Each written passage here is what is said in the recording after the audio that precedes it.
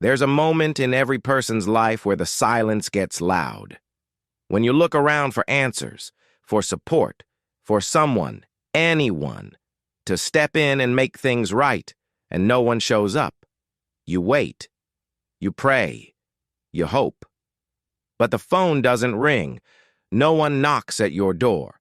Nobody is coming. And that realization, it's terrifying. But it's also the most liberating truth you'll ever face. Years ago, there was a young man who lost everything. His job, his relationship, his money, all gone in a flash. He slept on the floor of a one-bedroom apartment with no electricity. He lived off instant noodles and stale water. He stared at the ceiling at 3 a.m., hoping someone would call and offer a lifeline. But no one did. One morning, after waking up shivering on the cold tiles, he stood up, looked in the cracked bathroom mirror, and whispered, "No one's coming, are they?" The answer echoed back at him in silence. That's the day everything changed. Because when you stop waiting, you start moving. When you stop hoping for rescue, you start becoming the rescuer. We've been raised on stories where a hero arrives at the last minute. Superman swoops in, the mentor hands you the secret key, the team rallies to lift you out of the rubble. And while these fantasies are comforting, they're not reality. Real life? It's raw, it's brutal, and it doesn't hand out saviors. It demands that you become one. This video isn't for the faint-hearted. It's not soft motivation or feel-good fluff. This is a wake-up call, because if you're still sitting around waiting for someone to validate you, save you, or fix your broken pieces, you're going to wait forever.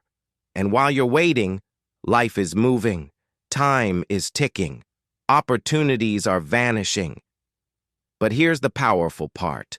The moment you accept that nobody is coming to help you is the moment you take back your power. Think of the most resilient people in the world, the ones who rise from impossible odds, who crawl out of hell with fire in their eyes. What separates them isn't luck. It's the decision to stop waiting and start fighting. They didn't wait for permission. They didn't wait for perfect timing. They didn't wait for someone else to hand them the blueprint. They carved their own path with bloody hands and a determined heart. That's what this is about. You've got untapped strength sitting inside you. You've got potential buried under years of doubt, fear, and dependency. You don't need someone to hand it to you. You need to dig it out. This isn't a story about getting rescued. It's a story about rising, about standing up with shaking knees and declaring, "If no one else will save me, I will save myself." Over the next 7 parts, we're going to rip through the lies that keep you small. We'll dismantle the myths of rescue culture, dive into the raw truth about responsibility, and show you how to turn your pain into power. We're going to uncover the fire that's been waiting inside you, not for someone else to ignite it, but for you to burn from within. This message is for the ones who've had enough. The ones tired of being stuck, tired of waiting, tired of blaming everyone else. If that's you, then you're exactly where you need to be. No more waiting, no more excuses, no more pretending someone's going to show up and make it all better, because the truth is, nobody is coming. And that's not a death sentence. It's your rebirth. Let's begin. Part 1. The Illusion of Rescue. It starts early. Maybe you didn't even notice it. The bedtime stories, the fairy tales, the Hollywood movies. The narrative is always the same. Someone is in trouble, things get dark, and just when all hope is lost, someone swoops in. A hero, a prince, a mentor, a miracle. They arrive just in time to save the day. And we absorb that story so deeply, it becomes part of how we see the world. Part of how we expect life to work. You struggle, someone will help. You fall, someone will catch you. You're overwhelmed, Someone will show up, offer a hand, and say, "It's okay, I've got you." But that illusion? It's dangerous, because for many people that help never comes. And worse, the belief that it should come keeps them frozen, waiting for a rescue that doesn't exist. Let me tell you about Lena. She was 27, living in London, with dreams of becoming a designer. But life had other plans. Her boyfriend left, she was fired from her job, and her savings disappeared in months. At first, she called her parents. They said, "We love you, but you have to figure it out." Her friends were sympathetic but distant. She waited, hoping someone would offer her a job, a place to stay, a miracle. No one did. And for months, she spiraled, depressed, defeated, stuck. Then one day, sitting alone on a park bench in winter, watching the world move without her, she realized something that changed her forever. No one's coming. I either fix this, or I stay here forever. The moment she stopped waiting, she started moving. She took a job far beneath her qualifications. She freelanced at night. She stopped dreaming about being saved and started building something with her own hands. Fast forward 3 years, she runs her own creative agency.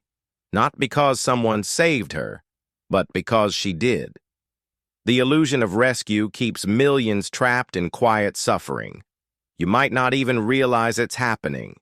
You're not taking action because deep down, you think something or someone will shift your circumstances. But time goes by, months, years, and the help never arrives. This isn't to say people don't care, many do, but they can't do the work for you. They're not living your life. They're not inside your mind, feeling your fear, facing your failures. Even those who love you most can only offer words. The climb, that's on you. Here's what the illusion of rescue does. It weakens you. It tells you that your answers are external, that someone out there knows better, can do better, can solve your life. But the truth? Nobody is more qualified to rebuild you than you. Not because you know everything, but because you care the most. It's your life. No one will fight for it harder than you can. No one will invest in it the way you can. And when you stop hoping for rescue, you start acting with urgency. That illusion must be shattered. Because behind it is the truth. You are the hero of your story. Not some stranger, not some future opportunity, not some fantasy version of help. You. And when you fully embrace that truth, when you finally let go of the idea that rescue is coming, you wake up with a different kind of fire in your chest. One that says, if no one is coming, I will come for myself. That's not sadness. That's power. It's not that nobody cares. It's that nobody can save you but you. And once you accept that, you stop being a victim of your story and you start becoming the author. Part 2. Radical Responsibility. There's a moment in every journey where you have to stop pointing outward and start looking inward. A moment where you stop asking, why is this happening to me? And begin asking, what am I going to do about it? That moment is called radical responsibility, and it's the line between living as a victim and rising as a warrior. It doesn't mean everything is your fault. Life throws punches you didn't deserve. People betray you. Circumstances collapse. But radical responsibility doesn't ask you to take the blame. It asks you to take the power back. Meet Jalen, a 35-year-old father from Johannesburg. His childhood was brutal, an absent father, poverty, violence in the streets. By his 20s, he had every excuse to stay broken. He drank to numb the pain. He blamed his past for his stagnation. He waited for someone to notice his struggle and help him out, but nobody came. and the more he waited, the deeper he sank. One night, after a drunken argument that nearly cost him custody of his son, he hit rock bottom. Sitting in a cold room, staring at his reflection, he whispered, "No one is coming to fix this. It's on me." That single sentence, those few honest words, became his turning point. He stopped drinking. He started reading. He applied for jobs, took courses, stayed up late studying while his son slept in the next room. It wasn't perfect. It wasn't fast. But 5 years later, he runs a mentoring program for young men like him, because he took radical responsibility when no one else would. This isn't just a motivational buzzword, it's a mindset. It means you don't wait for perfect conditions. You don't wait for apologies that may never come. You don't waste energy blaming your parents, your boss, your ex, or the system. Even when you're not at fault, you are still the only one who can respond. You are still responsible for the next step. Radical responsibility doesn't feel good at first. It hurts to look in the mirror and admit you've been avoiding the truth, that you've made excuses, that you've played small, that you've wasted time. But buried in that discomfort is a superpower: control. If it's your responsibility, then you're not helpless anymore. Here's the truth. Every minute you spend blaming someone else is a minute you could have used to build something better. Every ounce of anger you direct outward is energy you could turn inward to grow, to shift, to rise. Taking ownership doesn't mean you have to do it alone. It means you stop depending on someone else to do it for you. It means you stop waiting for someone to give you permission. It means you get honest with yourself about where you are and what you're willing to do to change it. The most powerful people on this planet aren't the ones with the best circumstances. They're the ones who say, "I don't care how bad it's been, I'm still going to rise." They don't need a perfect plan. They need a decision, a commitment, a mindset that says, if I fall, I'll get up. If I fail, I'll learn. If nobody helps me, I'll still move forward. Radical responsibility doesn't mean carrying the weight of the world.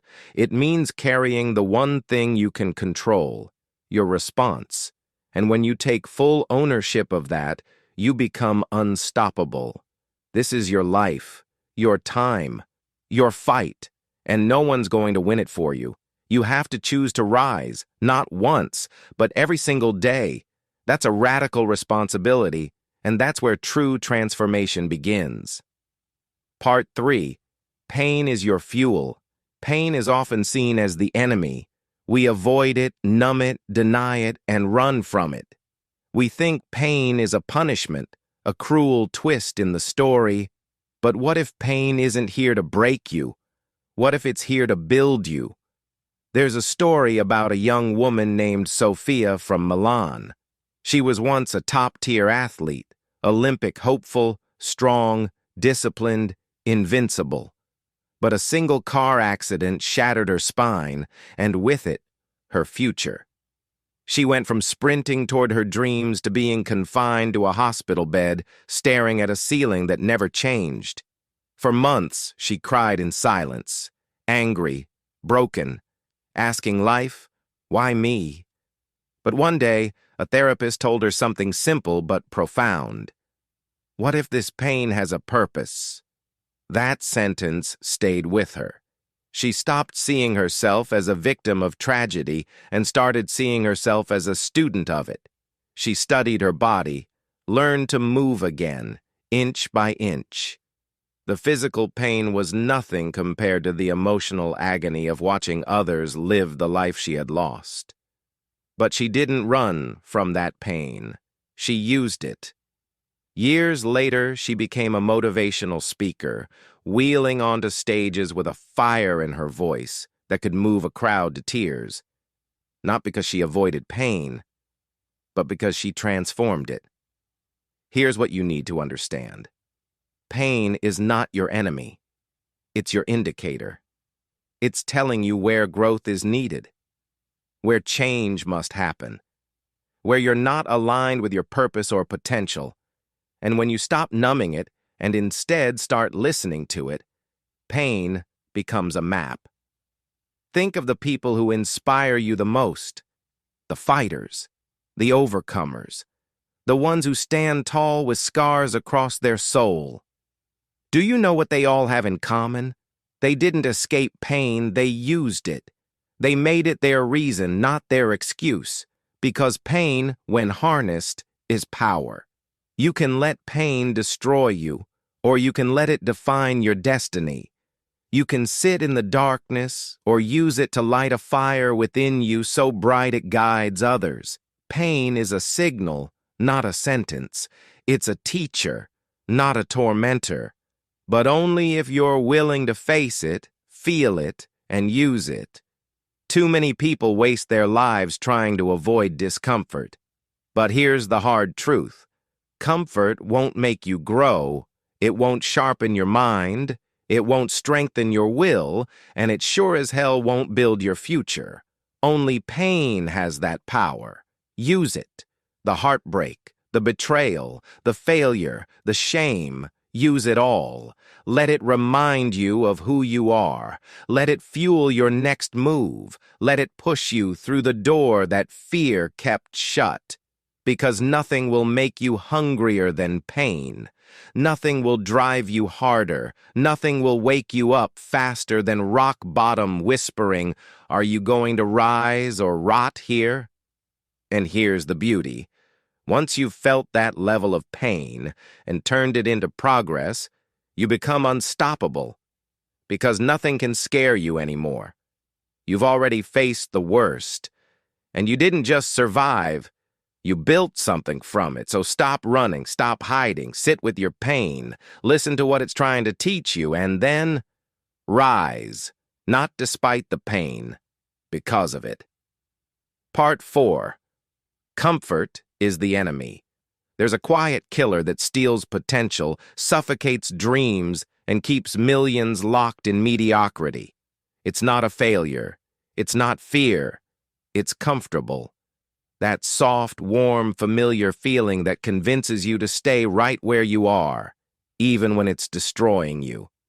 Comfort whispers lies in your ear. It says, "You're okay," when deep down, you know you're not. It says, "Take it easy," when what you really need is to push harder. It tells you to stay in the job you hate, the relationship that drains you, the version of yourself that's far beneath who you could be. And the worst part, it feels good until it doesn't. Let me tell you about Amir, a software engineer from Dubai. He had a high-paying job, a nice apartment, and a predictable routine.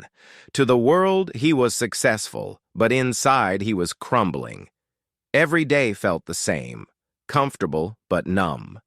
His dreams of building his own company, buried. His desire to travel the world, silenced. He wasn't failing in life, he was fading in it. Quietly, slowly, and no one even noticed. One evening he visited his grandfather who had grown up during war and poverty. The old man looked Amir in the eyes and said, "You think you're safe in comfort. But comfort is the most dangerous place to die." That night, something broke inside him, or maybe something woke up. Amir quit his job, moved to a new country, started from zero. It wasn't easy. He lost money, friends, and sleep. But he built something real, something alive. And every morning he woke up with fire in his chest. Why? Because he finally chose discomfort over regret. Comfort is seductive. It tells you there's no rush, that tomorrow will always come, that your dream can wait. But here's the truth. Comfort is a trap. It feels safe, but it costs you everything. It numbs your ambition. It blinds your vision. And the longer you stay in it, the harder it is to leave. Think about it. When was the last time you truly grew while being comfortable? Growth comes from pressure.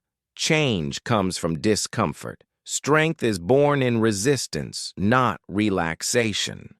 If you want to build a life that matters, you have to be willing to leave the warm bed of comfort and walk into the cold unknown. That doesn't mean reckless decisions or chaos. It means choosing the harder path when you know it's the right one. It means having the courage to face discomfort because you know that's where your next level lives. Too many people waste years doing what's easy instead of what's necessary. They stay in relationships they've outgrown, jobs that drain them, environments that stunt their growth, all because it's comfortable. But here's the wake-up call. If you don't sacrifice comfort for growth now, you'll sacrifice your future for regret later. The life you want, the strength, the success, the transformation, isn't hiding in comfort. It's buried beneath the pain of change, the discipline of routine, the risks of the unknown. That's where champions are made. That's where the real you lives. And when you start stepping into discomfort on purpose, waking up earlier, taking the risk, having the hard conversation, you start to feel alive again. You stop existing and start evolving. So ask yourself right now, are you choosing comfort over your calling? Are you staying still because it's safe or because you're scared? Are you avoiding discomfort today only to face regret tomorrow? If so, it's time to break the pattern. No more sleepwalking through life. No more hiding in habits that keep you small. The enemy isn't the pain. It's the comfort that convinces you to avoid it. Part 5. People can't save you. And shouldn't. Let's be honest. We've all looked at someone and thought, if only they could help me. If only they could fix this. Maybe it was a parent, a friend, a partner, a mentor. We've all clung to the idea that someone out there would see our pain, understand our struggle, and swoop in to lift the weight off our shoulders. But the truth? They can't, and they shouldn't. Not because they don't care, not because they're bad people, but because it's not their job to save you. It's yours. There's a young man named Diego from Mexico City. He grew up in a big family, full of love, but weighed down by struggle. His father worked 2 jobs. His mother gave everything to raise him. Diego had big dreams, to become an architect, to travel, to build a life his parents never had. But after university, life hit him hard. He couldn't find a job. Depression crept in. Bills piled up. He felt like he was drowning. Every day he waited for someone to pull him out. He called friends, dropped hints, hoped someone would offer an opportunity. But nothing came. People were busy. Life moved on. And Diego became bitter. Why won't they help me? He kept asking. Then one night, during a long walk through the city, he passed a street mural that read, "No one is coming. Be your own rescue." He stopped in his tracks. That single sentence cracked something open inside him. He realized he'd been waiting for people to carry him when he had legs of his own. He'd placed the weight of his future on shoulders that were never meant to bear it. And in that moment, something shifted. He stopped waiting for help and started building. He got a part-time job unrelated to his field, used the money to start a freelance design business, took night courses, ate less, slept less, worked more, and 2 years later he opened his own architectural firm. Not because someone saved him, but because he stopped asking them to. Here's what Diego learned, and what you must understand. People can love you and still not be able to save you. Their love isn't a lifeboat. It's a light. But you have to swim. We expect too much from others. We hand them responsibility for our dreams, our moods, our direction, and when they can't deliver, we call them selfish. But truthfully, it's not their role to carry us, it's ours. That's not a sad thing, it's a powerful thing, because when you stop relying on others to fix your life, you step into the power to do it yourself. Support is beautiful, guidance is helpful, but salvation, that's on you. No one can climb your mountain. No one can fight your battle. No one else is built to endure your specific pain, conquer your demons, or chase your dreams. When you finally let go of the fantasy that someone else will rescue you, you give yourself permission to rise, to fail, to fall, to try again. You stop waiting for the right partner, the right mentor, the right handout, and you start building with what you have. This doesn't mean you're alone, it means you're responsible. It means you stop looking outward and start looking inward. Because the strongest version of you is the one who knows, I can lean on people, but I don't depend on them. I will move regardless. So stop waiting for the perfect savior. Become the person you've been waiting for. They can't save you. They weren't meant to. And that's not a tragedy. It's your freedom. Part 6. Build before you're ready. One of the greatest lies you've been told is this: wait until you're ready. Wait until you feel confident. Until the timing is perfect. Until you have enough money, experience, or clarity. But here's the brutal truth. You will never feel ready. And if you wait for that moment, you'll wait forever. Every great creator, every bold risk-taker, every powerful leader you admire, they started unprepared, uncertain, afraid. But they built anyway. They moved anyway. They jumped with shaking hands and landed on their feet because waiting wasn't an option. Let me tell you about Layla, a single mother from Morocco. She had no business plan, no formal education, and no savings. But she had an idea, a small online business selling handmade accessories. For 2 years, she kept it locked in her mind, telling herself she'd begin when she had more time, more skills, more resources. But life didn't slow down. Her bills didn't pause. Her dreams started to rot in the prison of some day. Then one morning, she looked at her sleeping son and realized something painful. He's growing, and I'm not. That was it. No funding, no website, just a smartphone, a few supplies, and a decision. She started, clumsily, awkwardly. She made mistakes. She doubted herself every day, but she kept building, week by week, post by post, order by order. Today, her brand ships internationally. Not because she had everything figured out, but because she started before she did. That's the mindset you need. You must build before you're ready, because readiness is a myth. It's a safety blanket for fear, and fear, when fed, grows into paralysis. But when starved by action, it shrinks into silence. Here's the truth. Clarity comes from movement, not meditation. You don't become confident and then act. You act, then become confident. You don't wait to be great. You begin while you're terrible, and greatness follows the grind. You say you're not ready? Good. That means you're human. But don't let that stop you. Start anyway. Start with broken tools and a shaky voice. Start with half the plan and all the heart. Start when you're scared. Because the courage to start while scared is what separates dreamers from doers. Nobody is coming to give you permission. Nobody is going to push you off the ledge. That's your job. And yes, you will fail. You will fall. But that's the price of growth. Every master was once a beginner. Every expert was once lost. The only difference, they started. You don't have to be fearless. You just have to be willing. willing to risk embarrassment, willing to face doubt, willing to bet on yourself when no one else will.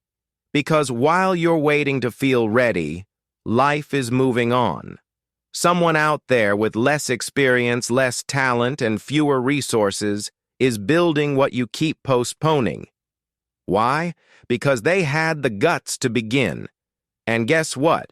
You'll never reach your full potential by thinking about it. You have to do something, build something, fail and fix and fall and rise.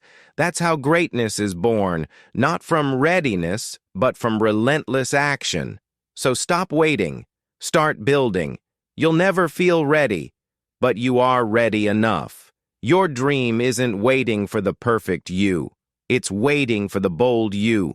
The one who shows up before the plan is polished, before the fear disappears, before the timing makes sense. So go, build before you're ready, and watch who you become along the way. Part 7. Become the person you need.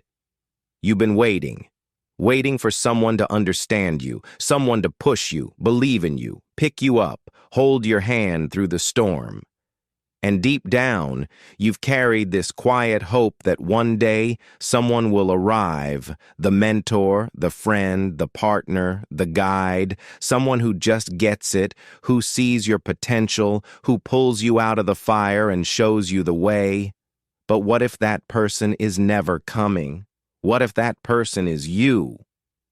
There's a man named Samuel from rural Kenya who grew up without a father, without role models, and without direction. As a teenager, he used to walk miles to a broken internet cafe just to watch motivational videos.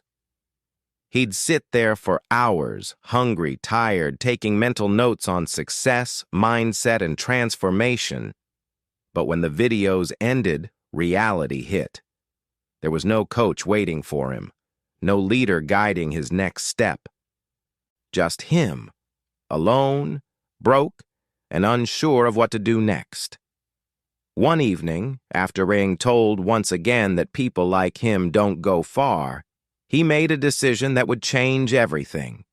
He looked in the mirror and said, "If I don't become the person I need, I'll never make it." From that moment on, he stopped searching for a savior and started building one from the inside out. He became his own motivator, his own mentor, his own champion. He read obsessively, worked relentlessly, failed constantly, but never quit. Today, Samuel runs a youth empowerment program that's lifted thousands out of hopelessness. Not because someone once saved him, but because he became the person he once prayed for. That's your mission now. If nobody is coming to help you, then it's time to become the person you've always needed. The one who shows up, the one who doesn't quit, the one who speaks life into your darkness, the one who pushes, disciplines, and believes even when it's hard. Become the friend you needed when you felt alone. Become the leader you needed when you were lost. Become the fighter you needed when you were weak. Because when you become that person, everything changes.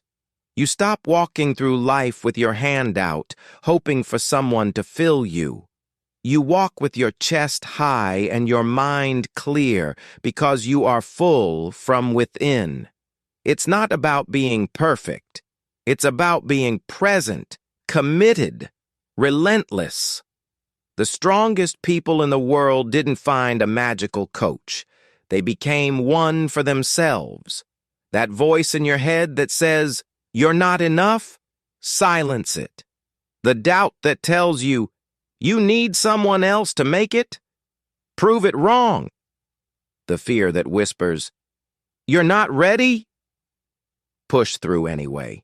This isn't about ego. It's about survival. You can't afford to wait anymore. You can't afford to rely on someone else to carry your future. You have to own it, build it, fight for it. Look in the mirror today and make a vow. From now on, I am who I've been waiting for. And yes, you'll stumble. You'll doubt it. You'll fall, but you'll also rise again and again because you've stopped hoping for a hero and started becoming one. So if no one's clapping for you, clap for yourself. If no one's encouraging you, speak words of power into your own reflection. If no one is coming to help, good. You don't need them, because the strongest version of you is already inside, just waiting for permission to come alive. And now you've given it. After every hard truth, after every painful realization, after every fire lit deep in your soul, you now stand at a crossroads.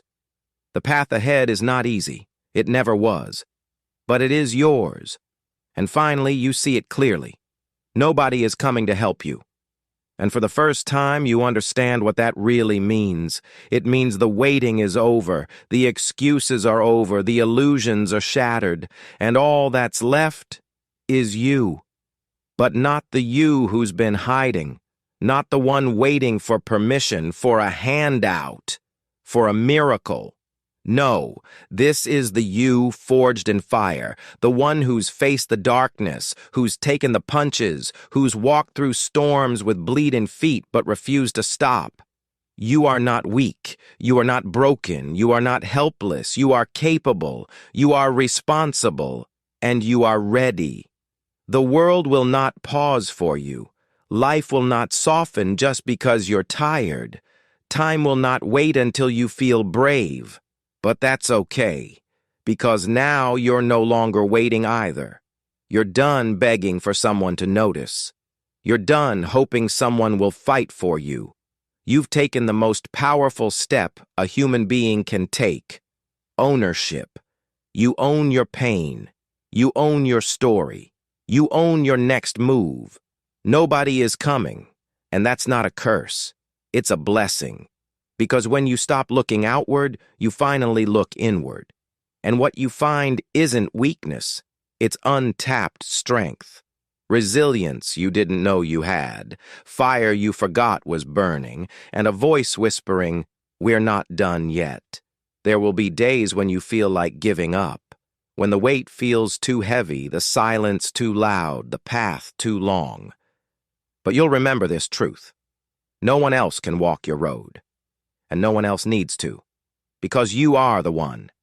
You are the hero, the builder, the breakthrough. Yes, you can lean on people. Yes, you can accept support, guidance, love, but you never again depend on it. Because now, your momentum comes from within. Now, your growth is fueled by discipline, not emotion. And your future? It's no longer a fantasy. It's a commitment. This journey you're on isn't about proving anything to the world. It's about proving it to yourself, that you are not your past, that your pain has purpose, that your comfort zone was a cage, and that your power was never in someone else's hands. It was in yours all along. So go build, go rise, go fail, learn, adapt, and repeat. Wake up with fire. Go to bed with gratitude. And walk every single day like the person you were always meant to be. Because that person is already inside you, waiting for you to show up, waiting for you to stop waiting, waiting for you to say, "I'm done hoping, now I'm building." This is your life, your responsibility, your time. And now you know the truth. Nobody is coming. And that's the greatest thing that could ever happen to you. Because now, you've stopped waiting. You've started becoming. And nothing, absolutely nothing, can stop you now.